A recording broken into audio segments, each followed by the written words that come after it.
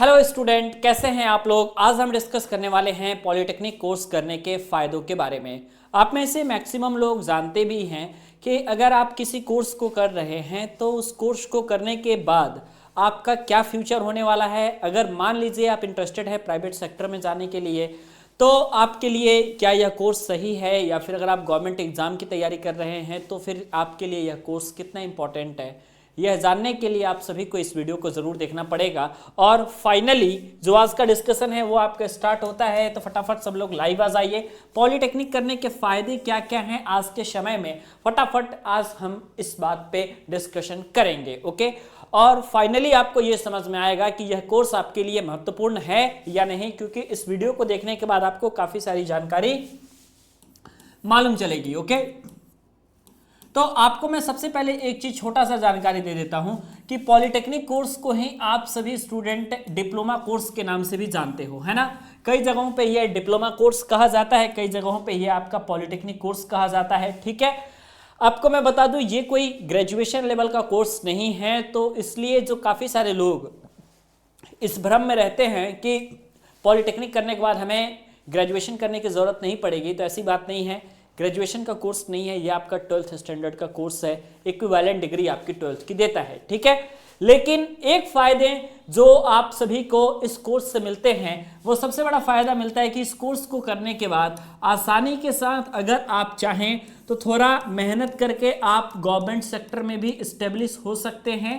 और अगर आपने मेहनत किया इस प्राइवेट सेक्टर में, तो आज के समय में आपका प्राइवेट सेक्टर भी आप सभी के लिए अपॉर्चुनिटी बहुत ज़्यादा खोलता है, क्योंकि प्राइवेट सेक्टर भी आजकल का सबसे बड़ा ग्रोइंग सेक्टर आपका बन चुका है। ठीक है, तो private sector as well as government sector, इन दोनों में आपके पास अपॉर्चुनिटी रहती है। ठीक है, कैसी कैसी अपॉर्चुनिटी रहती है इस पे जरा सा मैं आपको डिस्कस करके बता देता हूं। ठीक है, डिप्लोमा करने के बाद यानी पॉलिटेक्निक के कोर्स करने के बाद अगर आप गवर्नमेंट सेक्टर में जाते हो तो आप लोग बनते हो जूनियर इंजीनियर, जिसको आप जेई के नाम से जानते हो। ठीक है, और ये जो जूनियर इंजीनियर होते हैं ये आप लोगों के अलग अलग डिपार्टमेंट में होते हैं। जैसे कि आपको मैं बताऊं कि रेलवे आपका हो गया, ठीक है, इसके अलावा आपके पास जितनी मेट्रो की संस्थाएं हैं, ओके, जैसे Delhi metro, Lucknow metro, Noida metro, ये सारी की सारी जो मेट्रो हैं, इन संस्थानों में आप चाहें तो जूनियर इंजीनियर बन सकते हैं,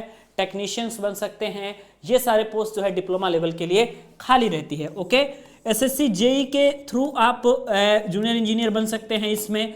इसके अलावा रेलवे में आप चाहें तो लोको पायलट भी बन सकते हैं। लोको पायलट बनने के लिए भी आपके पास जो अनिवार्य योग्यता होती है वो या तो आईटीआई होती है या तो डिप्लोमा होता है। कोई टेक्निकल डिग्री चाहिए, लेकिन डिप्लोमा आप लोगों का इसमें सबसे ज़्यादा एक्टिव रहता है। ठीक है, तो पॉलिटेक्निक कोर्स करने के बाद आप इस सेक्टर में आप लोग आराम से अपनी नौकरी पा सकते हैं। इसके अलावा आपके पास आ जाता है इसरो का ऑप्शन, आपके पास आ जाता है डीआरडीओ का ऑप्शन, है ना। इसके अलावा आपके पास जो हो जाता है वो इलेक्ट्रिसिटी डिपार्टमेंट जो है आपका, बिजली विभाग, उसमें आप लोग जो है जेई के पद पे आते हैं, या फिर आप एनएचपीसी में जेई के पद पे आते हैं। ये बहुत सारी संस्थाएं हैं जो आपकी गवर्नमेंट की संस्थाएं हैं, और इसमें सेलेक्ट होने के लिए बस अनिवार्य योग्यता के तौर पे आपके पास डिप्लोमा होना चाहिए। और इस डिप्लोमा कोर्स को अगर आपने किया है तो आप इन सभी पोस्ट पे आसानी के साथ सिलेक्शन पा सकते हैं। ठीक है, ये तो आपका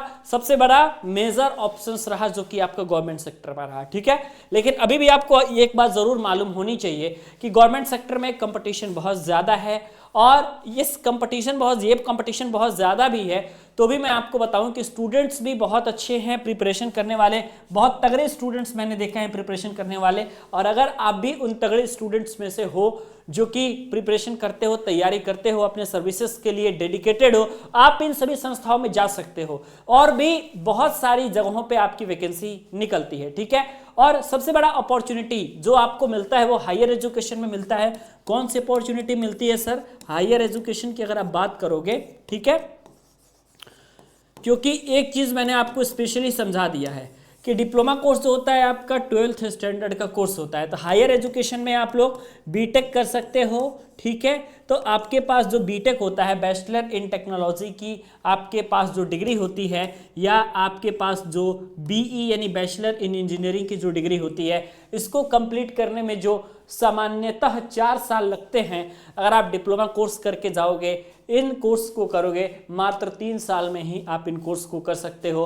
और बीटेक करने के बाद आप lecturer, professor, research, higher degree, private sector as well as government sector, सभी जगहों के लिए एप्लीकेबल हो सकते हो। ठीक है, तो ये सारी अपॉर्चुनिटी जो आपके पास हैं, इन अपॉर्चुनिटी को आपको ध्यान से देखना भी है और ध्यान से आपको ग्रैब भी करने की कोशिश करनी है। ठीक है, अब आपके पास आता है प्राइवेट सेक्टर। प्राइवेट सेक्टर में आप अक्सर जाते हो, तुरंत चले जाते हो, अगर मान लो डिप्लोमा करने के बाद ही चले गए, ठीक है, तो उसके बाद आपको सबसे पहले जो है ट्रेनिंग पे रखा जाता है कुछ दिन के लिए, और ट्रेनिंग का पीरियड या तो 3 मंथ या तो 6 मंथ होता है।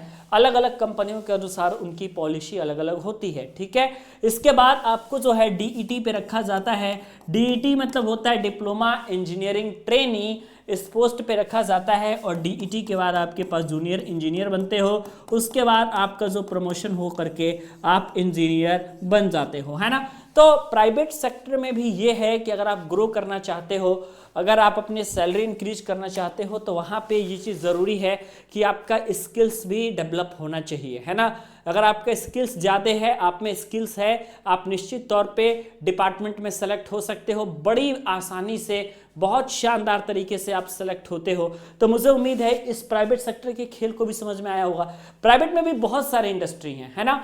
कई सारी ऑटोमोटिव इंडस्ट्री है, कई सारी इलेक्ट्रॉनिक इंडस्ट्री है, कई सारी इलेक्ट्रिकल इंडस्ट्री है, कई सारी मैकेनिकल प्रोडक्शन की इंडस्ट्री है, बहुत सारी इंडस्ट्री है। अलग अलग इंडस्ट्री का एनवायरनमेंट भी अलग अलग रहने वाला है। तो ये सारी चीज़ें आपको समझ में आनी चाहिए। ठीक है, तो ये सारे के सारे फायदे हैं जो कि आपको मिल जाते हैं डिप्लोमा करने के बाद। ठीक है, और डिप्लोमा वाला जो कोर्स होता है वो एक तरीके से आप कह सकते हो कि इस महंगाई के ज़माने में आप लोगों का एक ऐसा सस्ता कोर्स भी है जिसको गवर्नमेंट के तरफ से आप आसानी के साथ कर सकते हैं, गवर्नमेंट कॉलेज से कर सकते हैं। पैसे भी कम लगेंगे, खर्च भी कम लगेंगे, और इतने कम खर्च में आपके पास जो है इतनी सारी जब बेनिफिट्स मिलती हैं, तो फिर यह कोर्स आपके लिए बहुत अच्छा होता है। ठीक है, कंपैरेटिवली बीई या बीटेक के, मैं ये नहीं कह रहा हूँ कि बीई बीटेक खराब है या फिर कम अच्छा है, ऐसा बात नहीं है, लेकिन उस कोर्स को करने के लिए 10 लाख 20 लाख रुपए लग रहे हैं, जहां उस कोर्स को यहाँ पे आप 10,000 12,000 में कर ले रहे हो, तो सबसे बड़ा बेनिफिट तो यही चीज़ है आपके लिए। ठीक है, वीडियो कैसी लगी आप हमें कमेंट सेक्शन में ज़रूर बताइएगा। वीडियो अच्छी लगी हो तो वीडियो को लाइक ज़रूर कीजिएगा, और चैनल को सब्सक्राइब कर लीजिएगा, बेल आइकन को प्रेस कर लीजिएगा, ताकि लेटेस्ट वीडियो की जानकारी आपको और भी सबसे पहले मिलती रहे।